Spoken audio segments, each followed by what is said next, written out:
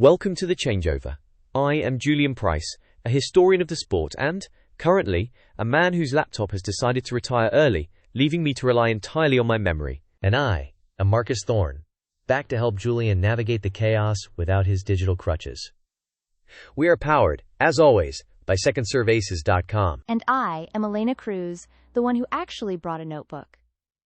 Julian, if you start making up stats about 1974, I am calling you out. We are here to break down the latest, starting with the news that dropped overnight. Right. Novak skipping Monte-Carlo. It is not just a withdrawal, Julian. It is a massive narrative shift for 2026. Hair is essentially telling us the clay season is a secondary concern. It feels calculated. In my day, you didn't just skip the Principality, it was the bedrock of the European Tour.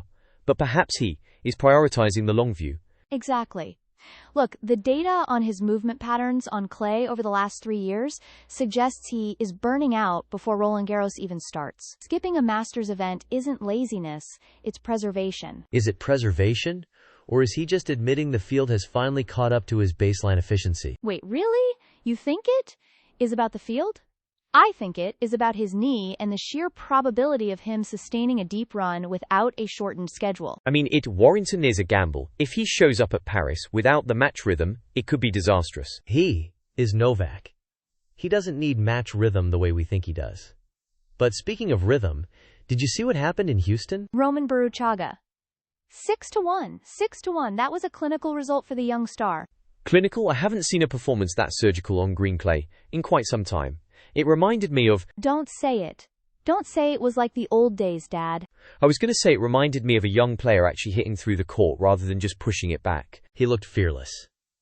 Tirante had no answers. My notes on Baruchaga have been thin, but after this, he is officially on the list. He is finding angles that most players at that level don't even look for. He is the kind of tactical precision we rave about on secondserveaces.com. Speaking of tactical precision, Iga Swiatek hiring Francisco Roig, that is a seismic shift. I heard rumors about this weeks ago.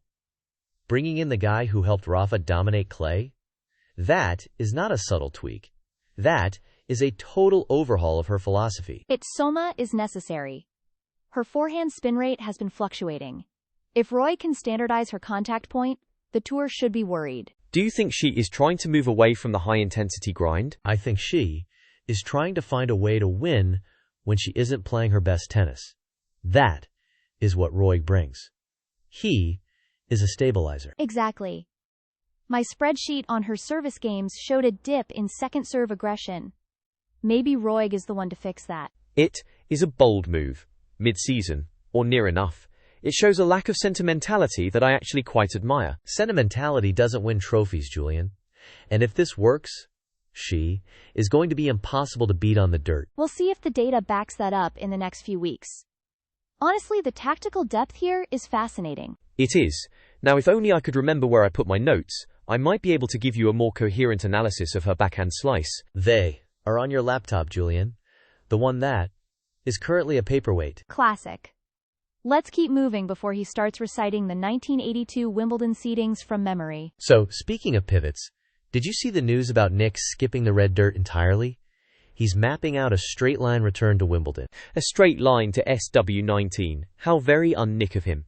Though honestly, my poor crashed laptop is currently a paperweight, so I'm relying on my own memory here. Wasn't there a time he swore he'd never touch a racket again? Dad, that was 3 lifetimes ago in tennis years. I'm more interested in the physics of his return.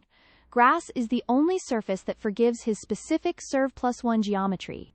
If he actually stays healthy, the field is going to be incredibly uncomfortable. It is brilliant narrative currency. He knows the clay grind is a slog that ruins his rhythm. He is betting his entire season on the lawn. It's high stakes.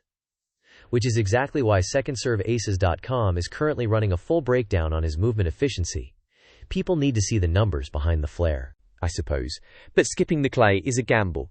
You lose the nuance of the slide, the way you have to adjust your footwork for the slower bounce. You can't just arrive at the All England club and expect the grass to do the work for you. Right, but look at the data coming out of Charleston. Iva Jovic isn't relying on nuance.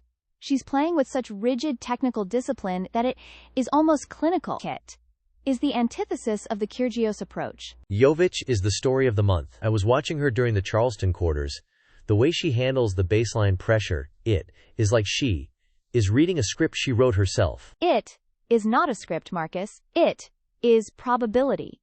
She is maximizing her court coverage by cutting down the angles on every return. My notes, well, the ones I haven't synced to the cloud yet, show she's reducing her unforced error count by nearly 12% since the start of the year. 12%? That is significant. It is the difference between a quarter-finalist and a champion. But can she maintain that under the lights of a final? That's the million-dollar question. Which brings us to Jessica Pegula. She has been chasing that #1 ranking for so long.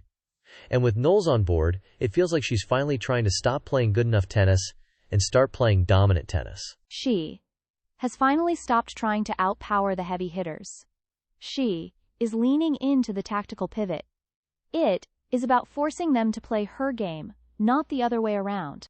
I have always admired her consistency, but consistency doesn't win majors. You need a killer instinct. You need to be able to dictate when the pressure is at its absolute peak. Exactly. And that is what we are exploring in the latest deep dive on secondserveaces.com. We are looking at the specific tactical adjustments Knowles has implemented to help her bridge that gap. It is not just about the technicals, though. It is about the mental shift. She is playing with a different kind of urgency.